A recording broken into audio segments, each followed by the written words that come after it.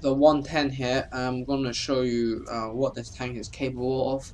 Is right in direct comparison to the T-32, the British Carnarvon, the IS-3. So there's some stiff competition, but I think this tank can shine out and become possibly one of the best, and KV4 as well.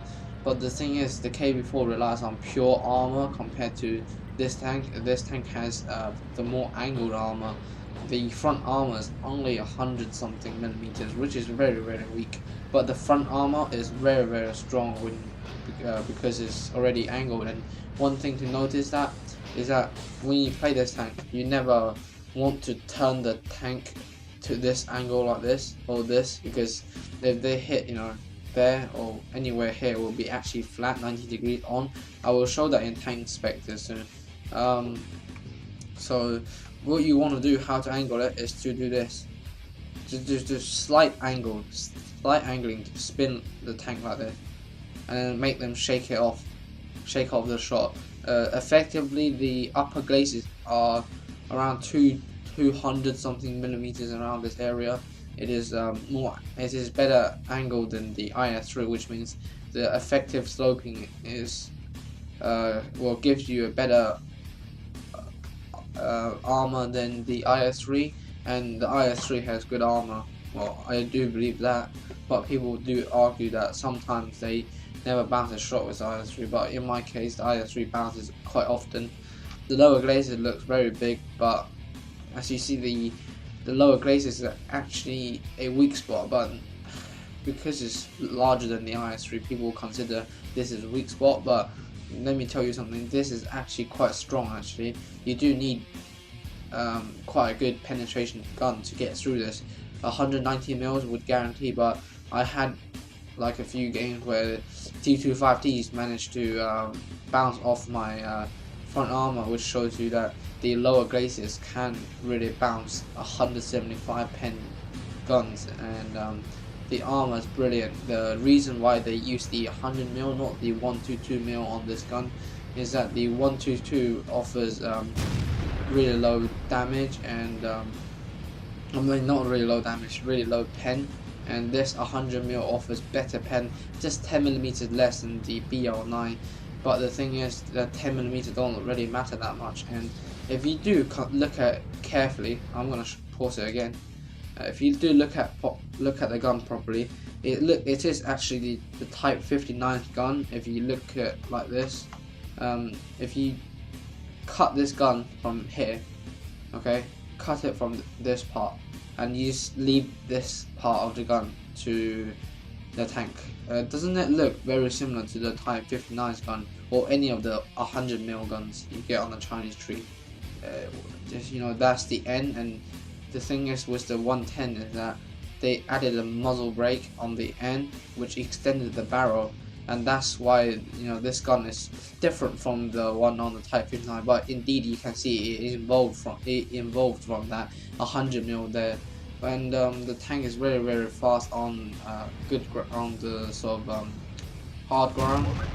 Somehow I didn't penetrate the side of a 110. Shows you that the armor, although it's not space on the side, can still bounce.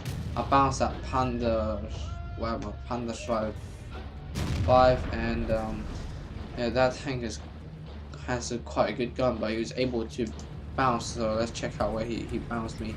So right there, the weak spot below the gun there, it's not really a weak spot. If you got a shot at the turret, just shoot it on the cupola. So I do not recommend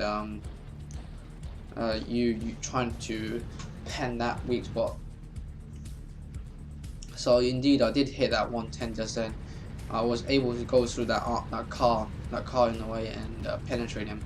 The gun has 320 damage. I aim for the turret because first of all, you might ammo rack him, and that's always good. If you got a side shot or something, shoot it always in the weak spots.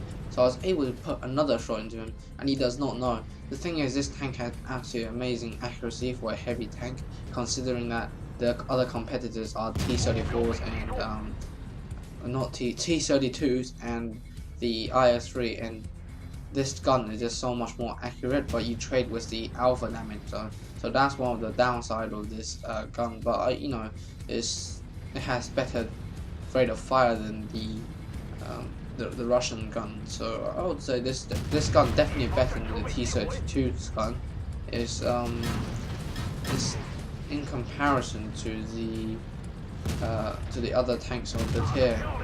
Well, certainly in some cases better. So you see just then how many shots I bounced. I bounced on my side tank, and then I bounced the E75, I bounced the Jagdtiger. The reason I tracked him, didn't go for his lower glaciers, is that I want him to come out to get me, and this is one of the things you might need to change. It's the way you think about the game at the time. And for example, if I stuck around and trying to flank this Jagdtiger 88 when the E75 is there, E75 can shoot me on the side and the front, so that's not something you want to do. I track him and I know he can't pen me, so I move back into cover, so I draw him into this space here where I can eliminate him without the trouble of dealing with the E75 as well. So that's one of the things you might need to consider.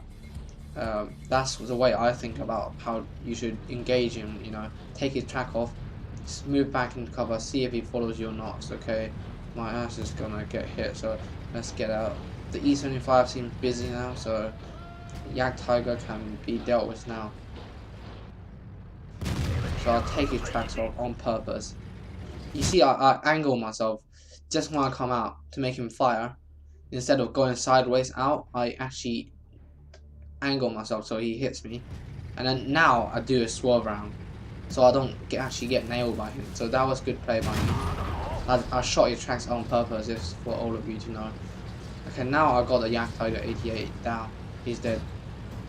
He's a noob, he doesn't know what he's doing. He's dead. And I know I can finish him off in this shot now, so there's no point of chasing him up the arse. And somehow I got a low roll. I got 320 pen and something, 320 average damage, and I did 270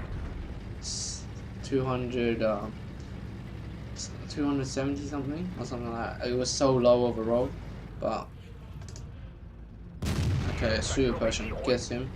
You always zoom in, okay? Always press the shift button, because most of the times, you know, this firing third person is not really guaranteed to hit the target. Sometimes you can miss, so I think that every single time you should get the gun to aim in first person. Yeah, I'd rather prefer the lower glaciers, but somehow hit the pole there, and then oh, T-43 on my side.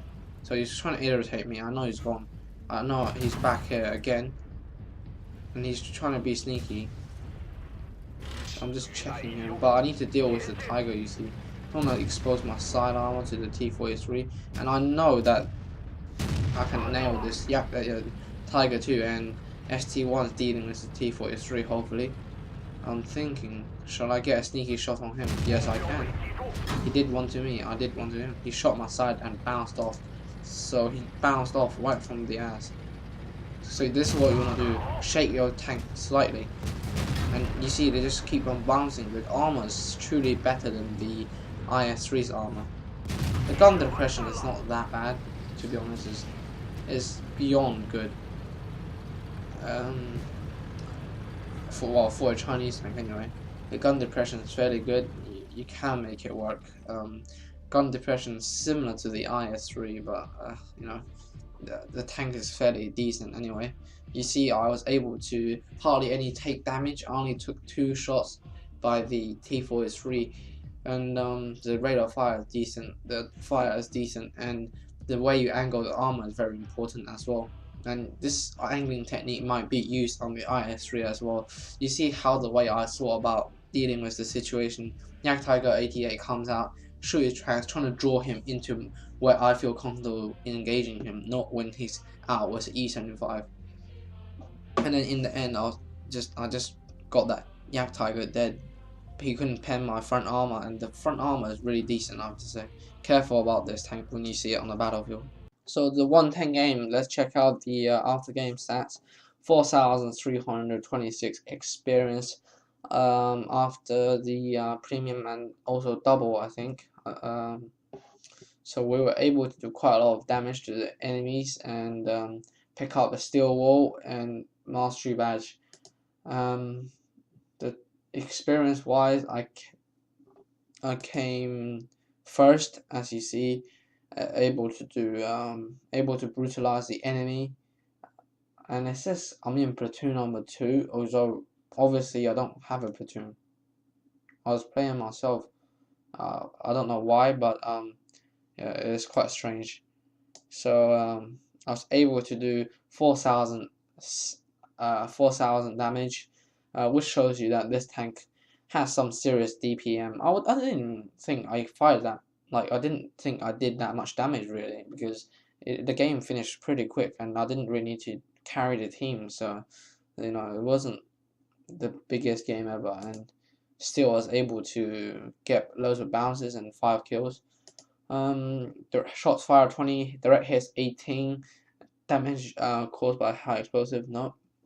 Penetration is 18, so all the shots are fired and penetrated, so it shows you that this gun is deadly accurate, deadly precise, and dead penetration, which is good. Hits received 11, only 4 penetration, which most of them were on my ass, and side armor, of course, from the T4E3, but normally you shouldn't really allow them to go on the side. Anyway, it's more of a frontal engagement tank. I was able to make 36,000 credits with a premium, but without premium it's 15,000. So the tank itself, the ammunition is not as, it's quite expensive, but not that expensive. Expensive in the way that it costs 21,000 to refill it, but the repairs are not, well, I didn't really blow up my tank, but everything seems to be good, and the tank overall is a very good tank. You should be scared of this tank anyway. The lower glacis you shouldn't really shoot. If you got the Coppola, shoot the Coppola. The lower glacis, toughly armored.